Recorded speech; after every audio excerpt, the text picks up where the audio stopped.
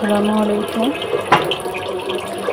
এরকম মাছের ঝোল কেউ না চায় যে শুধু ঝোল দিয়ে খাওয়া হয়।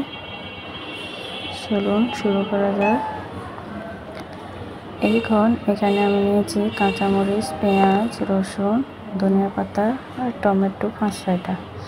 সবগুলো আমি ব্লেন্ডার করে নিয়েছি। এই যে এখানে আমি কিছু পেঁপে আর কিছু শুকনো নিয়েছি। পেঁপেগুলোর পিঠ রেখে নেব। আর উপরেরটা বাজবো না, কারণ উপরেরটা বাজতে গেলে মাছগুলো অনেক হয়ে যাবে। এই যে দেখুন, তেল বাইর হয়ে যাবে। পাঙ্গাস মাছের যেহেতু অনেক তেল থাকে। তো এখানে আমি যে মাছ দিয়েছি ওই তেল দিয়েছি। আপনারা চাইলে অনেক বেশি তেল ব্যবহার করতে পারেন। তো আমি যত অল্প তেল দিয়েছি আর তেলে একটু হলুদ দিয়েছি যাতে কালারটা সুন্দর থাকে। আর পেঁয়াজ গোটা দিলাম না, সব একসাথে ব্লেন্ডার করে নেওয়ার। এখন এগুলোকে কষাবো তেলের মধ্যে যতক্ষণ পর্যন্ত না পানি শুকিয়ে তেল বাইর হচ্ছে। মরিচ দিয়ে দিচ্ছি, আপনারা যেভাবে ঝাল পছন্দ করেন ঠিক এভাবেই দেবেন।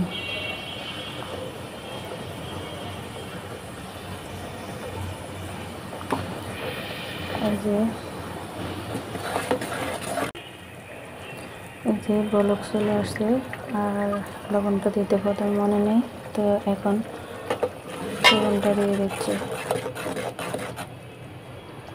তো কষানো হোক, আমি ঢাকনা দিয়ে দিচ্ছি।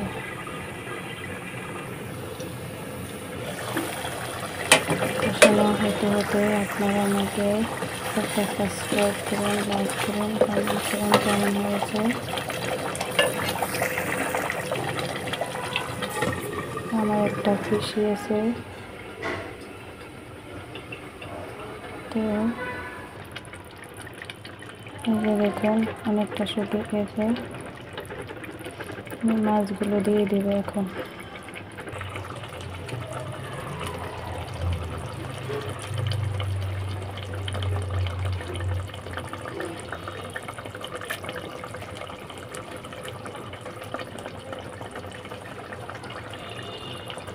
মাছগুলো দেওয়া হয়ে গেছে। এখন মাছগুলো ভালোভাবে নেড়ে ছেড়ে দেবো।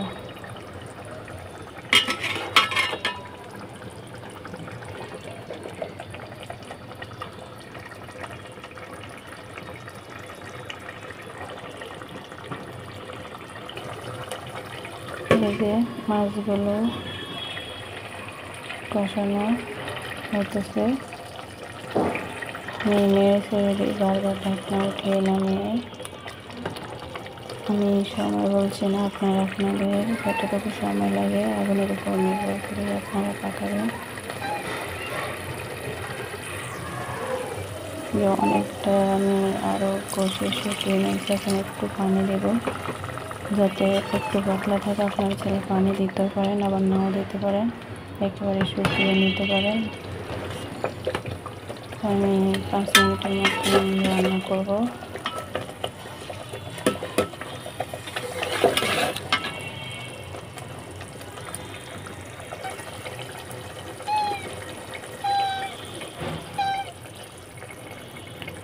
আমার রান্না হয়ে গেছে, আমি নামিয়ে নিলাম।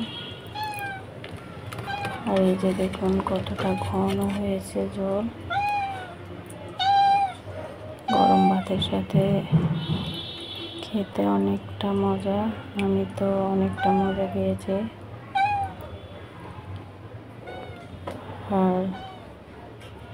আর অবশ্যই একবার চেষ্টা করবেন।